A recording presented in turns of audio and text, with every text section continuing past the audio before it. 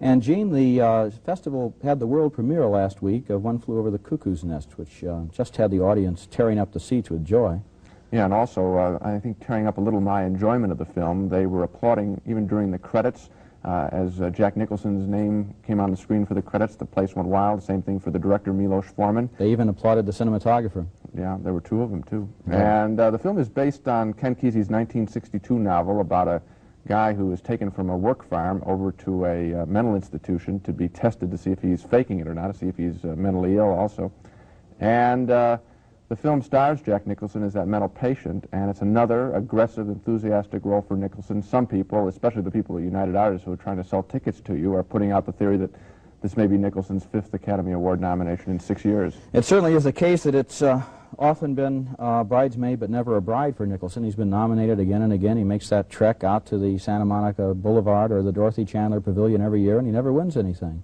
He was nominated for the first time and as a supporting actor in Easy Rider. He played kind of a drunken southern lawyer. I thought the picture really came alive when he was on the screen. Wasn't so good when he wasn't. Then I think he had his best leading performance in 5 Easy Pieces, where he plays Robert Arroyoca Dupuy, a failed pianist who's masquerading as an oil rigger, and it was a great performance by Jack. Also, The Last Detail, he played a Marine Shore Patrol, picking up a guy and taking him off to the brig. And then as the detective in Chinatown. I thought that was the best American movie of last year, Roman Polanski's Chinatown, with Nicholson as a private eye in Los Angeles. Now in this film, Nicholson plays the patient, and he has right away an early confrontation with an evil nurse named Ratchet. If Mr. McMurphy doesn't want to take his medication orally, I'm sure we can arrange that he can have it some other way. But I don't think you'd like it, Mr. McMurphy. You'd like it, wouldn't you? Well, give it to me. Good.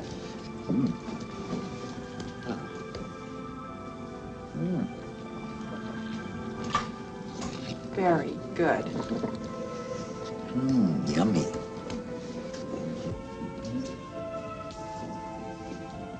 Mr. Harding? Oh. Merci.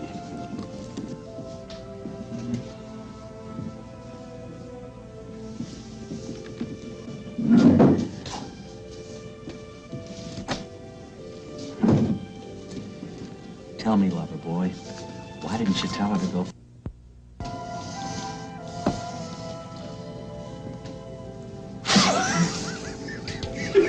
Jesus Christ. Oh, funny, huh? That's funny, huh? You know, that wasn't very smart. She could have seen that. Oh. Yeah. God almighty, she's got you guys coming and going. From One Flew Over the Cuckoo's Nest. The part of Nurse Ratchet, the big nurse, is played by an actress named Louise Fletcher. Some of you may have seen her in the Robert Altman film, Thieves Like Us, which is really the film she was discovered in. Altman, once again, making one of these discoveries of ordinary people who seem to have extraordinary abilities. She was the wife of the producer, is the wife of the producer of that film, Jerry Bick, and... maybe that helped Altman to discover her. I think so. You know, I expected a good performance out of Nicholson, and he gave a good one, but she really surprised me. In the film, or in the book, Nurse Ratchet, called the Big Nurse in the book, is just a real evil person. She's sort of like a machine. There's a lot of machine imagery in the book. And in this film, Louise Fletcher brings another component to the film completely. She has sort of a ambiguous sexual attraction to Nicholson, so you really don't know any kind of direction and way the film's going to go. So I thought her performance surprised me and was one of the pleasant surprises in the film. It's a good film. It's a little bit of a disappointing film, I think. It wasn't quite the overwhelming experience that I'd expected, and I think one of the problems was that Forman didn't just stay with the human elements of these people. We meet the people in the ward, we begin to care about them and their problems, and that's good. And Nicholson is good when he's interacting with those people, but when Forman backs up and tries to make his big points about the establishment and authority and sanity and insanity, I think at that point the movie loses its touch a little bit. I think he also backs up in trying to give Nicholson so many great scenes. It's almost like United Artists can count another $1 million in gross every time Nicholson will have a riot scene, and there's so many, and the film is packed so solid that I think that the essence of Jack Nicholson is lost just by overkill sometimes.